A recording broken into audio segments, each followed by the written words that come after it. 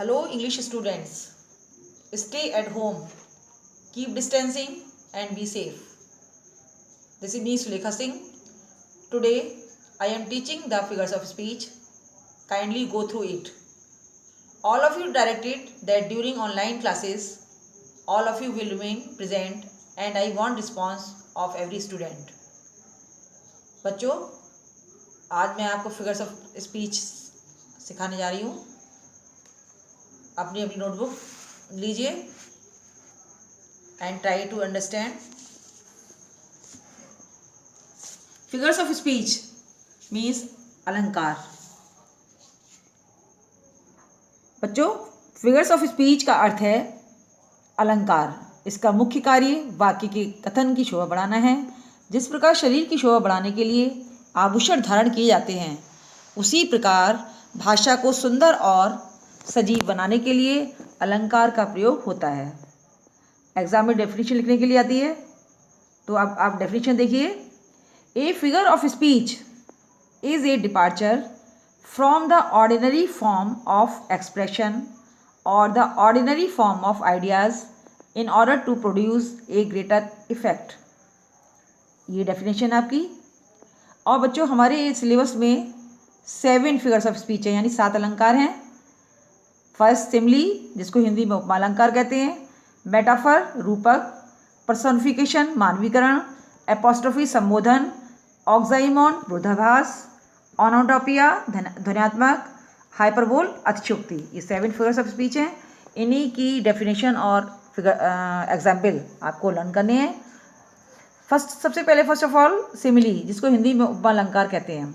बच्चों, इसकी डेफिनेशन है, इन ए simile a comparison is made between two different objects which have at least one point in common.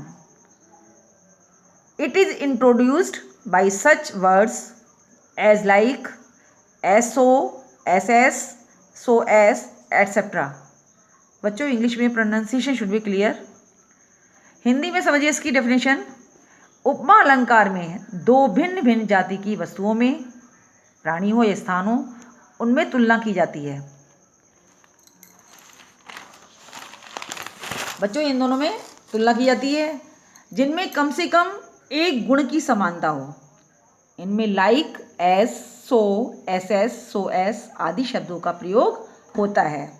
बच्चों, सबसे सरल पहचान है सिमली की कि फर्स्ट पॉइंट इसका दो वस्तुओं की जिसमें तुलना हो.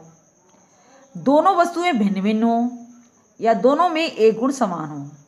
और मेन बात, सो, लाइक, एस, सो, एस आदि शब्दों का प्रयोग हो, वहाँ पर सिमली अलंकार होता है. बच्चों, जैसे दिल्ली की महारानी नूरजहाँ बेगम गुलाब की तरह सुंदर थी. अब इनकी नूरजहाँ बेगम की जो उपमा है वो गुलाब से की गई है, इसलिए इसमें सिमली है, क्योंकि ये दोनों भिन्न वस्तुएं हैं. और यदि नूरजहाँ बेगम की सुंदरता किसी स्त्री से की जाती तो वहाँ सिमली नहीं होती.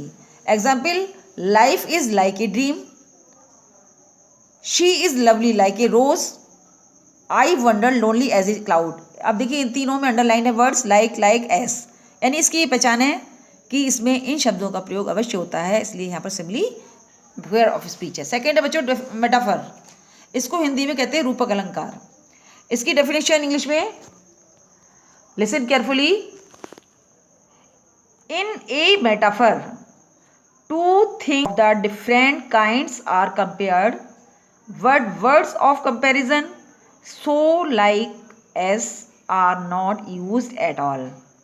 बच्चों, रूपक अलंकार में दो भिन्न प्रकार की वस्तुओं की तुलना तो की जाती है, किंतु तुलनात्मक शब्द सो, लाइक, एस आदि का प्रयोग नहीं किया जाता है.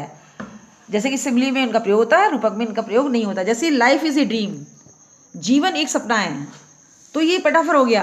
यदि यहाँ पर life is like a dream होता तो यहाँ पर सिमली होता. My son is the star of the family, ये इसके एग्जाम्पल. थर्ड है आपका पर्सोनिफिकेशन. इसका अर्थ होता है मानवीकरण. इसकी डेफिनेशन देखिए. इन पर्सोनिफिकेशन लाइफलेस और abstract ideas are spoken of as having life and intelligence. बच्चों इसको समझिए हिंदी में। इस अलंकार में निर्जीव वस्तु अथवा भावनात्मक विचारों का इस प्रकार वर्णन किया जाता है मानो उसमें जीवन हो। यानी इस अलंकार में निर्जीव वस्तु को भी सजीव मान लिया जाता है। इसका एग्जाम्पल है, death lays his icy hands on kings. यहाँ पर मृत्यु को सजीव मान लिया गया है। Anxiety is sitting on her face, और यहाँ पर चिंता को सजीव मान लिया है, इसलिए यहाँ पर पर्सोनिफिकेशन फिगर ऑफ स्पीच है। नेक्स्ट है एपोस्ट्रोफी, संबोधन। इसकी डेफिनेशन है, an apostrophe is a direct address to the dead, to the abstract और टू ए पर्सोनिफाइड ऑब्जेक्ट और आइडिया। बच्चों, इस अलंकार में किसी मृत, अनुपस्थित मानवीकरण के रूप में प्रस्तुत कोई वस्तु अथवा विचार के प्रति सीधा संबोधन किया जाता है।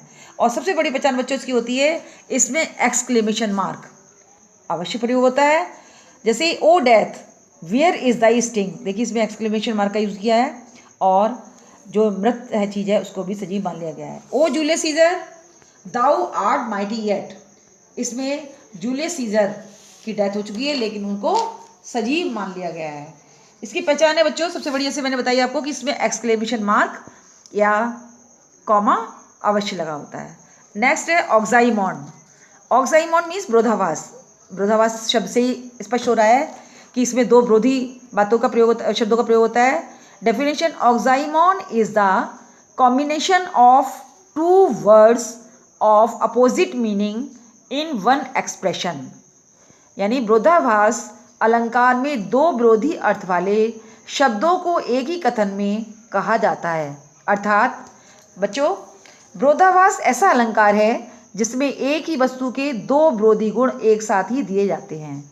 जैसे it is an open secret. अब देखिए मैंने इन दोनों शब्दों को नीचे अंडरलाइन किया है, ओपन और सीक्रेट दोनों अपोजिट हैं एक दूसरे के प्रति। ओपन खुला हुआ, सीक्रेट रहस्य। Love is bitter sweet, having nothing he hath all.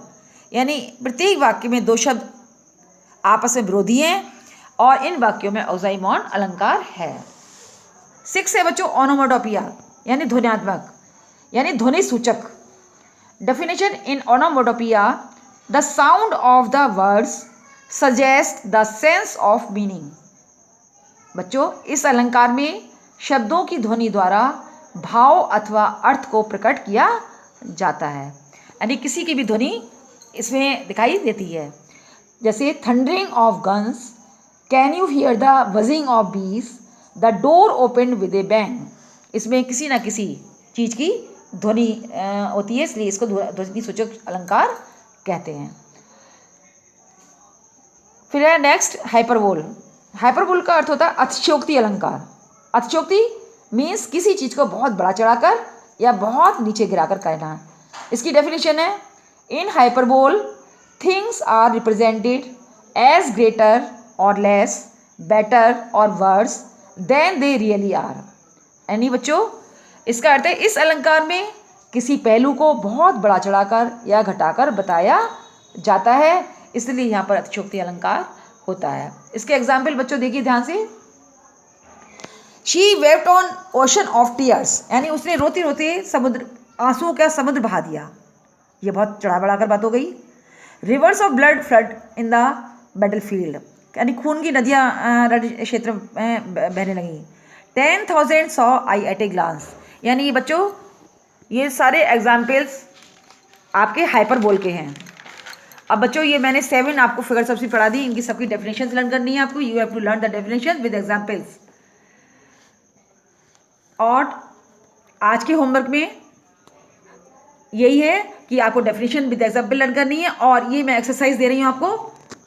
Exercise, name the figures of speech of the following. प्रत्येक सेंटेंस में आपको फिगर्स ऑफ स्पीच बतानी है कि कौन सी सेंटेंस में कौन सी फिगर्स ऑफ स्पीच है।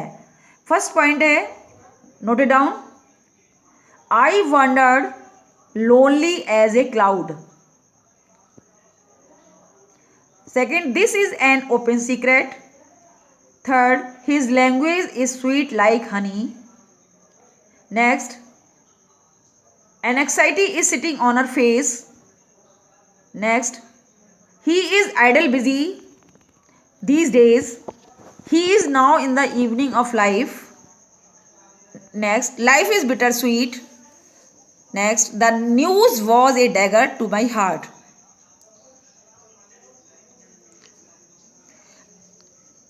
Next, death lays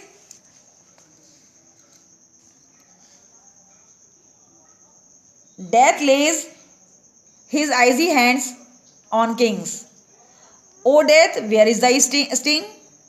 Next, she is as fresh as dew. The camel is the ship of the desert. Experience is the best teacher. O grave, where is thy victory? She is my sweetest enemy. ये बच्चों आपको homework में करने हैं और इसकी definitions learn करनी है विद एग्जाम्पल। ओके बच्चों, आज के लिए बस इतना ही। नेक्स्ट डे फिर मिलेंगे। Have a nice day.